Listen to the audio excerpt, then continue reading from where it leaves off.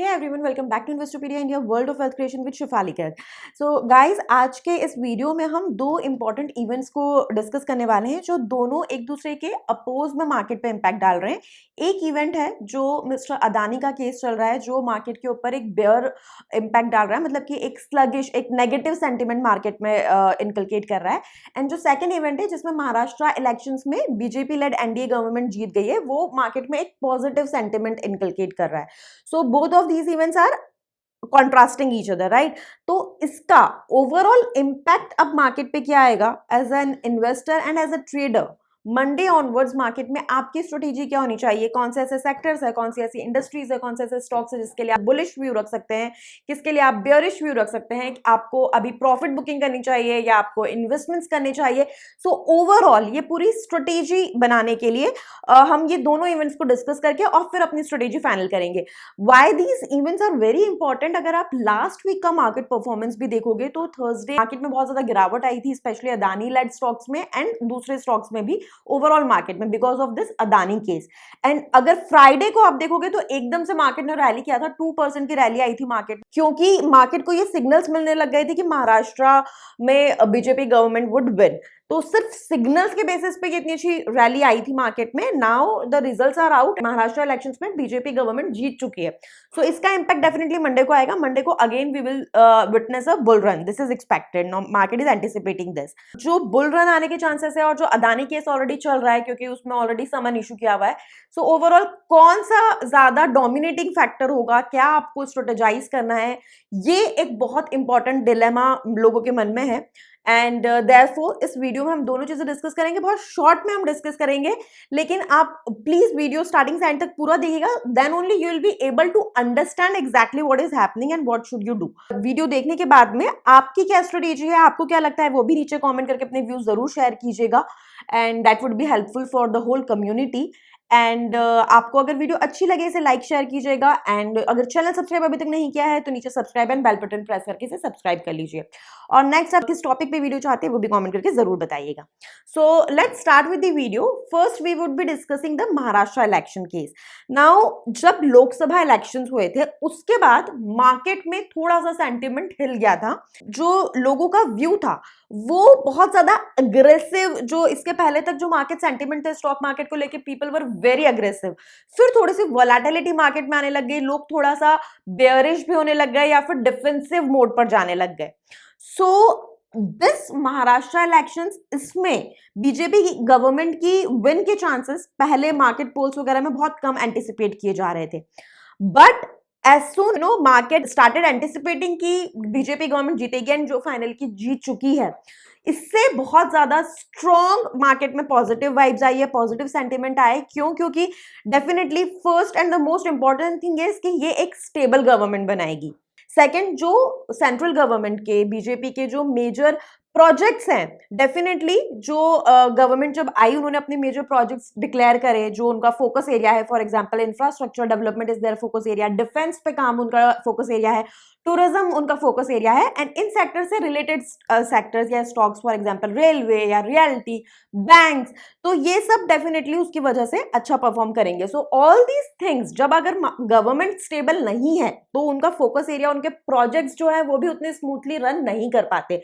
This is an obvious factor. So now all these things which were at halt, जो नहीं हो पा रही थी वो सब होगी, एंड देयरफॉर जो लोगों का सेंटिमेंट था वो भी नेगेटिव से पॉजिटिव हो गया, बुलिश व्यू हो गया। See, stock market is 90% sentiment, this I always say, and specially in terms of short term trades and short term view. जो वोलेटिलिटी हम मार्केट में देखते हैं वो डेफिनेटली मैक्सिमम ड्रिवन होती है सेंटिमेंट से। नाउ जब मार्केट थोड़ा डिफेंसिव मोड में होता है तो उसके सेक्टर्स, उसके स्टॉक पिक्स अलग होते हैं, और जब एग्रेसिव मोड में होता है उसके सेक्टर, उसके स्टॉक पिक्स अलग होते हैं। डिफेंसिव मोड में people then opted for pharma, FMCG, such kind of stocks. Now this trend would again shift to sectors which are focus area for government right now, like infra से related definitely banks आएंगे, क्योंकि वो funding, जब infra projects execute होंगे तो funding तो bank से ही आएगी, plus tourism, railway, defence, all these things would do good. Now tourism and hotel industry पे डेफिनेटली एक डेडिकेटेड वीडियो मैं लेके आ रही हूँ, सो वो भी आप जरूर देखिएगा। Now this shift and this positive vibes definitely ये मार्केट में हमें एक पॉजिटिव रन देखने को मिलेगा। आप किस तरह के कौन से स्टॉक्स में आप इन्वेस्ट कर सकते हैं वो भी हमने डिस्कस करा। पीएसयू बैंक्स में बहुत अच्छी रैली आएगी, you can definitely opt for SBI, bank of Baroda, Canara bank, Jammu and Kashmir bank. Private sector में ICICI bank, HDFC bank are good, Larsen is good for infra. So all these things are there. अगर हम technical view देखें, आपकी screen पर एक chart है जो Friday को रैली आई थी मार्केट में, उसके बाद में this chart has become very strong. पहले ये डाउट था कि थोड़ी बहुत रैली से कि ये ट्रेंड रिवर्सल नहीं है, this is just a pseudo rally, but अब ये ट्रेंड रिवर्सल के सिग्नल्स दे रहा है। And now the important levels to watch are 23,900 and 24,000 का लेवल। अगर यहाँ से मार्केट बाउंस बैक करता है तो 24,300 से 24,500 तक के लेवल्स डेफिनेटली टच कर सकता है, और अगर 23,900 से नीचे स्लिप करता है तो फिर स्ट्रॉन्ग रेजिस्टेंस रहेगी 23,800 के लेवल पे, और भी नीचे आता है तो 23,600 के लेवल्स पे। So now you have to watch for the levels and then for trading you can make your strategy, क्योंकि ये वॉलेटिलिटी थोड़ी सी अब रहेगी। VIX index would be in the limelight now. ये हमारा सिनेरियो 1 हो गया which was giving a bull sentiment और positive sentiment to our market. Now coming on to the Adani case. तो अदानी केस डेफिनेटली एकदम से पैनिक सिचुएशन क्रिएट हुई है, हिंडनबर्ग रिपोर्ट के टाइम पे भी हुई थी। एंड देन जब भी you know it's a chain reaction, एक इवेंट होता है फिर उससे रिलेटेड कई सारी न्यूज हाईलाइट होने लगती है, उसमें से कई न्यूज पुरानी भी होती है बट उसका रिएक्शन अभी आने लगता है। सो this is what is happening also. तो अदानी का जो ये केस है, ऐसा नहीं है कि ये अभी चल रहा है। सो जो US security and exchange Commission ने ये केस स्टार्ट कर दिया था, ये 2022 से स्टार्ट कर दिया था। Now what are the charges, क्या हुआ है वो समझते हैं। हुआ है, so basically see what has happened. US security and exchange Commission ने मिस्टर गौतम अदानी एंड उनके नेफ्यू सागर को एक समन इशू करा है, जिसका आंसर उन्हें 21 डेज के अंदर देना है। अगर 21 डेज के अंदर उसका आंसर नहीं देते हैं वो, तो उनके अगेंस्ट में जजमेंट पास कर दी जाएगी। Now in this judgement a relief would be demanded. ऐसा नहीं उन्हें जेल में पटक दिया जाएगा। उस जो ये समन दिया है उसी में एक लेटर अटैच किया गया है कि रिलीफ में उनसे कितना कॉम्पनसेशन मांगा जाएगा which they will have to pay. So this is the whole thing is. नाउ क्या है ये समन, क्यों इशू किया गया है, उस बारे में बात करते हैं। So basically US security and exchange commission का यह कहना है कि मिस्टर गौतम अदानी एंड उनके नेफ्यू सागर ने 2020 से लेकर 2024 तक इंडियन गवर्नमेंट ऑफिशियल्स को ब्राइब करा ताकि उन्हें कुछ इंपॉर्टेंट सोलर पावर प्रोजेक्ट्स मिल सके उनकी कंपनी को, जो अगले 20 साल में अगर सक्सेसफुली उनको वो प्रोजेक्ट्स मिल जाते हैं और वो उस पर काम कर पाते हैं तो वो $2 बिलियन तक का प्रॉफिट्स कमा पाएंगे। नाउ जो ये प्रोजेक्ट सिक्योर करने के लिए ब्राइब ऑफर की गई है गवर्नमेंट ऑफिशियल्स को, उसका जो अमाउंट क्लेम किया है in the summon, that is somewhere around $265 million, यानी कि 2200 crore INR। This is the whole case. Now the important thing is कि अगर मिस्टर गौतम अदानी ने इंडियन गवर्नमेंट ऑफिशियल्स को ये ब्राइब दी है और ऐसा किया है, तो सबसे पहला प्रॉब्लम तो इंडिया को होना चाहिए, राइट? इंडियन गवर्नमेंट को होना चाहिए। Why US security and exchange Commission is charging and issuing this summon against him? So now the point is कि मिस्टर गौतम अदानी की कई सारी कंपनीज इंडिया के बाहर भी लिस्टेड है, राइट?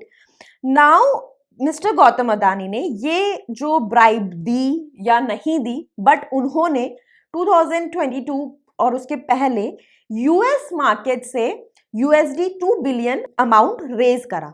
ये अमाउंट रेज किया गया 1 लोन्स के फॉर्म में एंड सेकंड बॉन्ड्स के फॉर्म में। Now how US market works, US market में बॉन्ड्स जो इशू किए जाते हैं, पेपर बॉन्ड्स, जिसके बेसिस पे जो इन्वेस्टर्स होते हैं बड़े बड़े वो पैसा लगाते हैं और उन बॉन्ड्स में अंडरलाइंग एसेट होता है।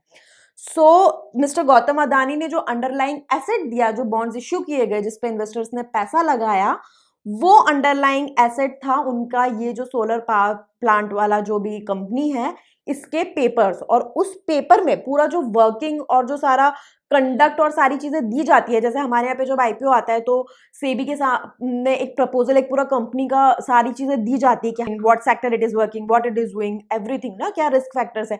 सिमिलरली वो अंडरलाइंग एसेट के लिए भी जब उन्होंने दिया तो उनको सारी चीजें देनी होती है, तो उसमें ये मेंशन किया गया था कि we work on anti bribery practices.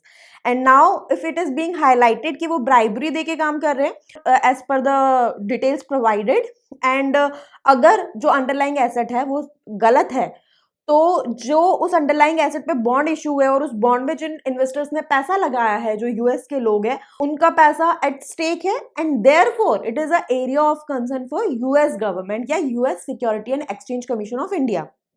How critical it is, ये मैं आपको एक और एग्जांपल से बताती हूँ, why the whole world is getting involved into it. So जो सब प्राइम क्राइसिस आया था 2008-7 में, वो आप सबको पता है, उसमें हुआ क्या था। उसमें सबसे पहले यूएस में जो नो इनकम नो एसेट वाले लोग थे, उन्हें लोन्स दिए गए थे, होम लोन दिया था, उनको प्रॉपर्टी दी, होम दिया, और उसी को मॉर्गेज करके उन्हें लोन करके वो दे दिया गया, राइट ना। उनकी तो नो इनकम थी, नो एसेट था, तो वो ईएमआई भर नहीं पाए, और एसेट वही घर था जिसको बैंक ने जब फोरफिट किया तो मैक्सिमम लोन्स डिफॉल्ट हुए थे। तो मार्केट में क्या हुआ कि ज्यादा घर बिकने के लिए आ गए और खरीदने वाले लोग नहीं बचे। सो बैंक्स अपना पैसा रिकवर नहीं कर पाए, that is the whole thing. But कैसे गोल्डमैन सैक्स और बड़े बड़े सारे बैंक्स, लेमन ब्रदर्स वगैरह, उसकी वजह से गिर गए, तो क्योंकि बैंक को भी पैसा देने के लिए पैसा चाहिए होता है, राइट। तो उस टाइम पे भी जब नीना ग्रुप को बैंक्स ये लोन्स दे रहे थे, तो वो जो लोन्स थे उनको अंडरलाइंग एसेट बना के बॉन्ड्स इश्यू करे थे बैंक्स ने, जिसमें बड़े बड़े इन्वेस्टर्स जो लेमन ब्रदर्स में, गोल्डमैन सैक्स में, सबके थ्रू इन्वेस्ट करते थे, या वर्ल्ड वाइड ग्लोबल लेवल पे जो बैंक्स और सब इन्वेस्ट करते थे, जो बॉन्ड्स थे, उनमें उन्होंने इन्वेस्ट किया था। And therefore this chain reaction या कैस्केडिंग इफेक्ट हैपेंड कि वो लोन्स अपने आप में डिस्क्वालीफाई हो गए, वो पैसा रिकवर नहीं हो पाया, तो बॉन्ड्स डिस्क्वालीफाई हो गए क्योंकि underlying asset didn't perform, so on and so forth. तो इसकी वजह से पूरा ग्लोबल क्राइसिस आया। So this is very crucial and important for US government definitely, क्योंकि उनके मार्केट की जो रेप्यूटेशन है वो भी एट स्टेक है, एंड उनके इन्वेस्टर्स का पैसा भी। This is the whole case. But ये चल रहा है 2022 से, जो सबसे पहला प्रोसिक्यूशन फाइल किया गया था मिस्टर अदानी के अगेंस्ट, वो 2022 में किया गया था। सो दिस इज नॉट समथिंग जो एकदम से अभी आया है। उसके बाद ये प्रोसिक्यूशन फाइल होने के बाद भी अदानी ग्रुप के जो शेयर्स है वो बहुत अच्छा कर रहे थे, हिडनबर्ग रिपोर्ट आने के बाद भी अच्छा कर रहे थे।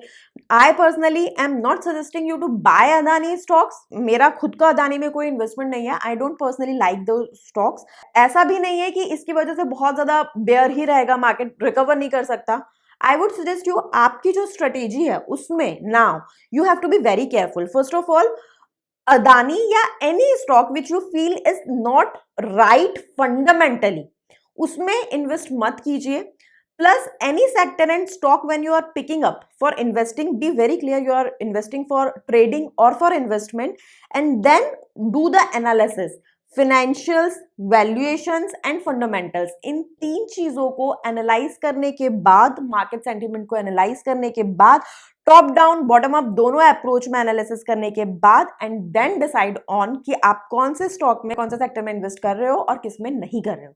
इसी तरह से अपडेटेड रहने के लिए चैनल सब्सक्राइब करना बिल्कुल मत भूलिए, एंड आई होप ये वीडियो आपके लिए हेल्पफुल रहे। Thank you so much.